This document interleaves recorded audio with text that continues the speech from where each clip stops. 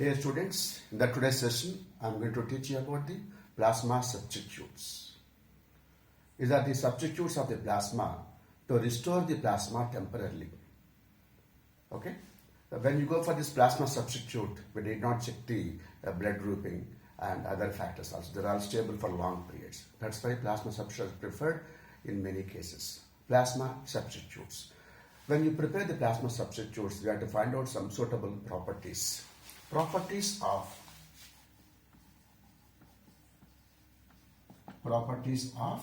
ideal plasma substitute.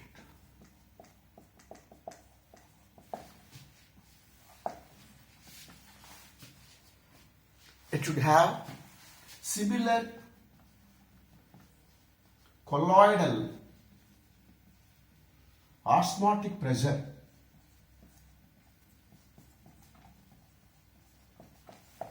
as that of whole human blood. It should have similar colloidal osmotic pressure as that of the whole human blood. Similar viscosity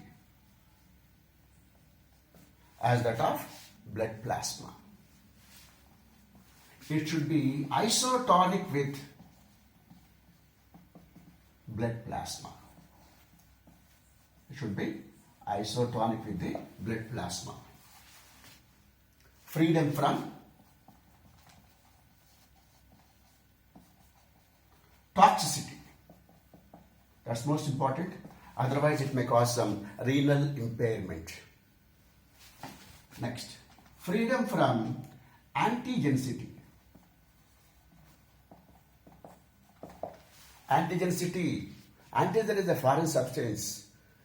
It stimulates the production of antibodies. Such a procedure we don't want here. So, the preparation, the plasma substitute preparation must be free from the antigenicity and free from pyrogenicity. Free from, what is pyrogen?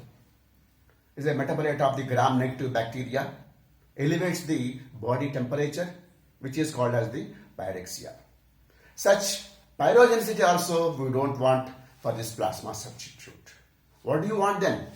We want same osmotic pressure as that of the blood. We want same viscosity as that of the plasma and isotonic with the blood plasma. That's most important. If it is hypotonic, if it is hypertonic, it may cause some number of difficulties. So we want the same isotonicity, isotonic with the blood plasma. Of course, free from the toxicity, antigenicity and pyrogenicity. An important point here, seventh point, molecular weight.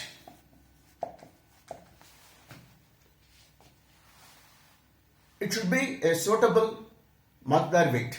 Acceptable range is 1 lakh to 2.5 lakh. Less than 1 lakh, what will happen? It is lost into the tissue fluids and it is excreted from the urine. If more than 2.5 lakh, it's all causing some allergic reactions. Actually, this information is about the Dextran is one of the best plasma substitute. Okay, so and MW, that is the molecular weight, should be in a suitable manner so that it is not diffusing through the capillary wall. It is not diffusing through the capillary wall.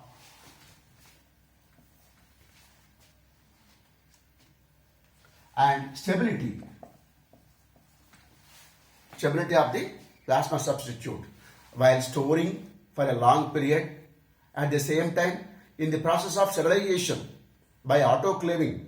Autoclaving means temperature is about 121 degrees centigrade. At such a high temperature, the plasma substitute should not deteriorate. These are the important properties of the plasma substitutes. And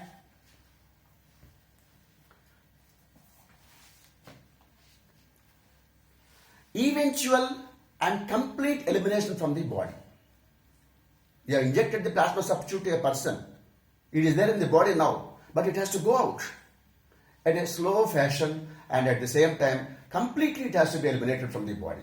So, complete elimination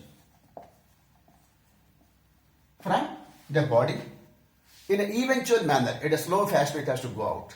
These are the important properties of the plasma substitute. So, what are the examples of the plasma substitute we'll see? Gum saline, PVP and Dextran. They tried with the gum saline, acacia with the sodium chloride solution.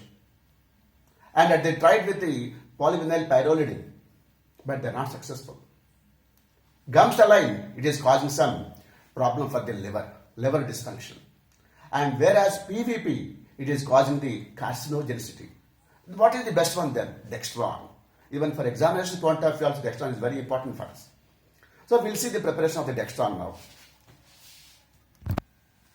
What are the various plasma substitutes? One is gum saline and polyvinyl pyrrolidine. Gum saline, 6% acacia with 0.9% sodium chloride solution. But this was used earlier in 1930s and 40s, of course, but because of the damage to the liver, they stopped it. It is causing liver dysfunction, right? And next one is the polyvinyl pyrrolidine. They tried with this one. It is also successful for some certain time at the Second World War time, but whereas it is causing some carcinogenicity, cancer causing. So they tried for the best one, the best alternative, that's the Dextran.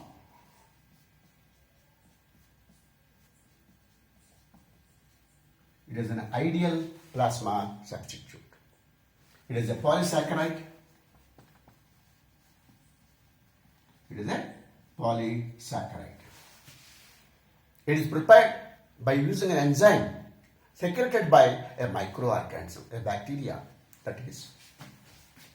Look on a stalk, mesenteroids.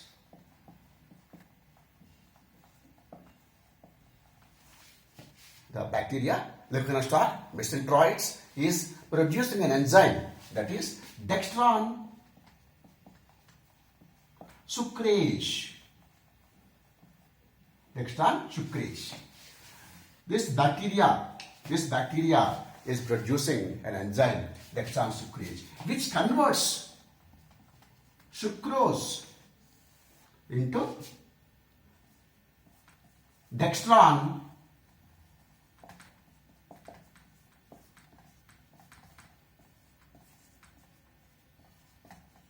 and fructose. Glucose units are linked. See that this is Dextran. Dextran linked. And one more reducing sugar also formed here, that is fructose. Okay. So Dextran is a polysaccharide. It is prepared by using a microorganism, Leucanostar, mesenteroids. This organism is secreting an enzyme, Dextran sucrase, which converts sucrose into the Dextran and fructose. Here is the chain of glucose units. Chain of glucose units. What is that linkage between the two glucose units? It is 1,6 glucosidic linkages. Glucosidic linkages. N number of units of the glucose are linked with the 1,6 glucosidic linkages. Here we have two types of things here. One is long unbranched with 1,6 glucosidic linkages. Other one is short and branched, which is having 1,6 linkages linked by 1,3 and 1,4 linkages. So here we have 1,6, 1,3, 1,4, all branched chains are there. So which is better? Is it an unbranched one or branched one? Which is better? Long one is better. Unbranched chain is better. Why? This short branched chain 1,6, 1,3, 1,4 linkages is causing allergic reactions. So how to produce the unbranched chain only? By selecting a suitable strain. By selecting a suitable strain of the Leucanostar mesenteroids, we can prepare the Dextran of long unbranched chain, which is having 1,6 glucosidic linkages. Now we'll see the production of dextran by fermentation process. Here actually supply of oxygen is not required. The organism, Leeuwenhoek mesenteroids, can survive in the absence of oxygen also. So the production of the dextran by anaerobic fermentation process. Anaerobic means in the absence of oxygen. Here the synthesis, or you can say production of the enzyme. What is that enzyme? Dextran sucrase is very fast from the organism, Leeuwenhoek mesenteroids. It converts the sucrose very fast into the dextran. So in such a fast manner, and we don't need to supply the oxygen. How the process is continued here, we see. This is a diagram of a fermenter. Fermenter, okay? Is a cylindrical fermenter, and it's a very big fermenter. Generally we see in the industries. And this is a baffle to improve the mixing efficiency and to prevent the vortex surface. Centrally located, an impeller is there. This is impeller. It is having various blades so that it is mixing the medium with the organism. What is the media? Sucrose media is used here. And here the feed. The feed is the sucrose media. Here inoculum. Inoculum means the organism. We need about 3 to 10% of the inoculum. Leeuwenhoek mesenteroids, we have to add to the production media, sucrose media, at the rate of 3 to 10%. Here, this is pH port to adjust the pH. Why? What is the need of adjusting the pH? Prepare the sucrose solution, add the organism, the process is over. But here there is a problem here. First of all, sucrose medium we are using here. Through the feed port, we are passing the sucrose media. Sucrose medium is sterilized. In the process of sterilization, because of some overheating, there may be some inversion.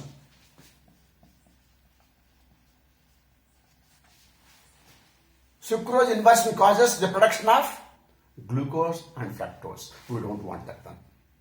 We want dextran and fructose, but not the glucose and fructose here. So inversion has to be prevented.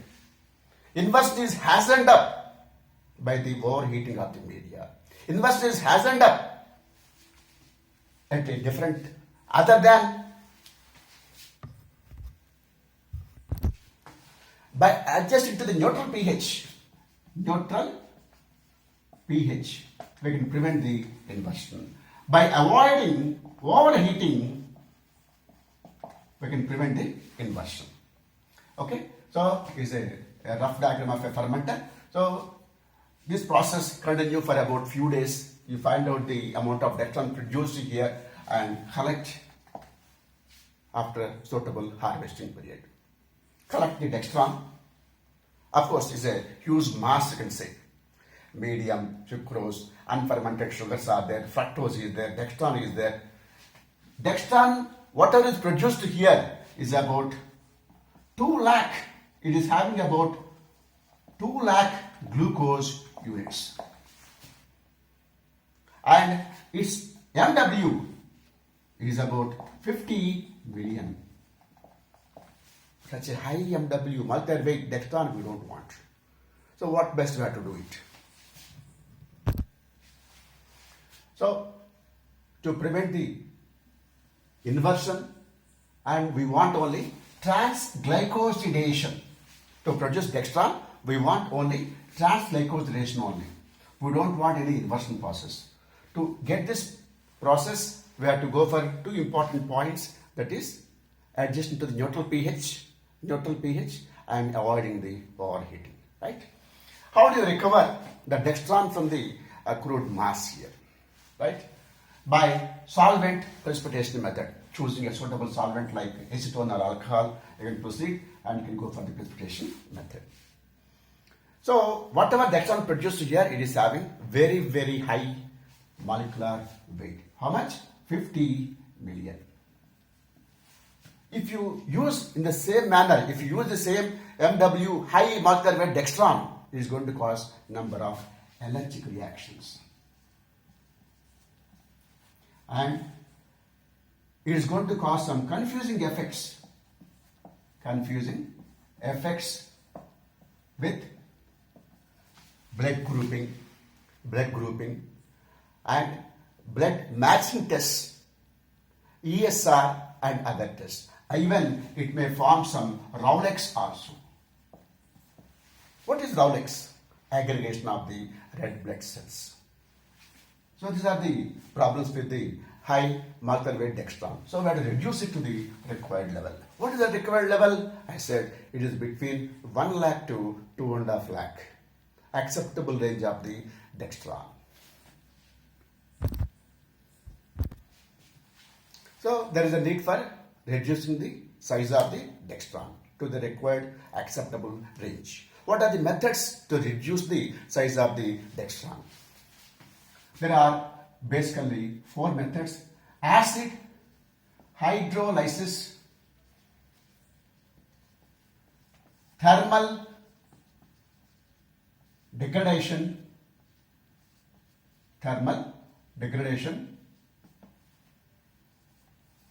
ultrasonic degradation, and 4th one, seeding the fermenter. What is that? We'll see one by one. The first one, acid hydrolysis, is the cheapest one. Generally we use this in the laboratories. Okay. Collect the dextran solution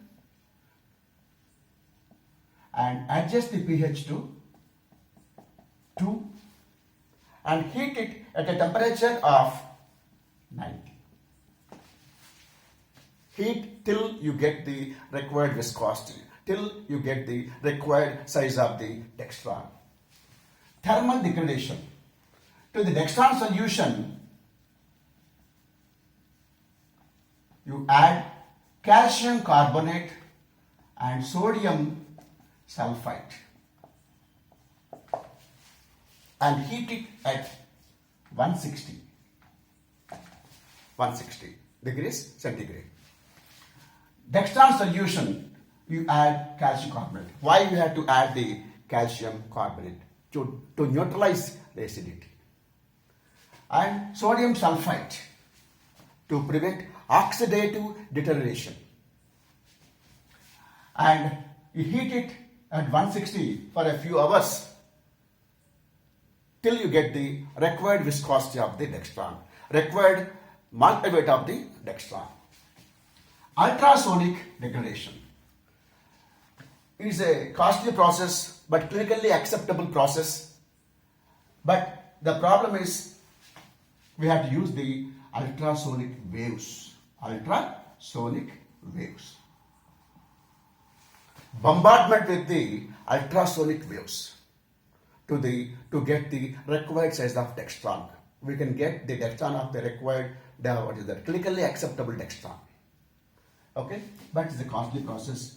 This is cheaper, this is a better process, and one more method is there, seeding the fermenter with low molecular weight dextran. Along with sucrose media, we have the low MW dextran. Okay, and start the fermentation process. It acts as template. And around this one, dextran of same molecular weight is produced here, is completely packed here like this. So this is called as the seeding the fermenter. Seeding a small amount. Seed means a small amount. In the sucrose media, add a small amount of the low molecular weight dextran. It acts as the template. Over the template, dextran accumulates of same molecular size. These are the 4 methods to reduce the size of the dextran to the required acceptable range. Okay, acid hydrolysis, pH 90 degrees. Thermal degradation, calcium carbonate and you add the sodium sulfide. Heat it at 160. Bombardment with the ultrasonic waves. Seeding the fermenter with the low molecular weight dextran. How do you purify the dextran? It is having other components like reducing sugars like fructose, fractionation solvents like acetone, alcohol, inorganic salts like phosphates, coloring impurities, pyrogens, and microbes. How do you remove all those things from the dextran so that you can get a pure product of the dextran? Okay, reducing sugars like fructose is commonly produced along with the dextran in the production of the dextran. So how do you remove it? By further solvent precipitation method. Solvent precipitation method. It is having some acetone or alcohol. How to remove those solvents? By evaporation under reduced pressure. Inorganic salts like phosphates are there. They cause precipitation in the solution that we don't want. We can remove those things by using the ion exchange. Ion exchanger. Coloring impurities we can remove by adsorption. Adsorption onto activated charcoal. Pyrogens, they cause pyrexia. We can remove those things by adsorption onto asbestos or cellulose derivatives. Microbes, we can remove. First of all, you pass the solution through the fibrous pad filters, and before bottling, you pass through the membrane filters. Fibrous pad cannot remove the pyrogens. Fibrous pad cannot remove the microbes. It removes only the particles. So first you pass it through that. Even filter paper also serves the purpose of the fibrous pad. And membrane filters, we have mainly three types. That is the oxide, sartorius, and millipore. Generally, we use millipore. We have two grades mainly. Of course, number of grades are there. In the process, which one we are using? GS and HA grade filters. GS is having the porosity of 0.22 microns plus or minus 0.02 microns. HA filters 0.45 microns plus or minus 0.02 microns.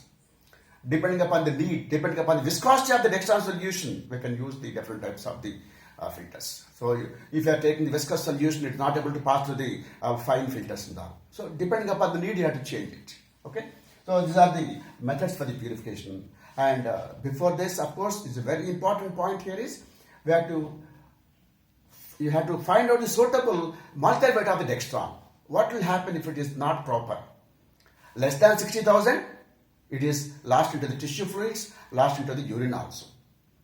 60,000 to 1 lakh, lost into the tissue fluids.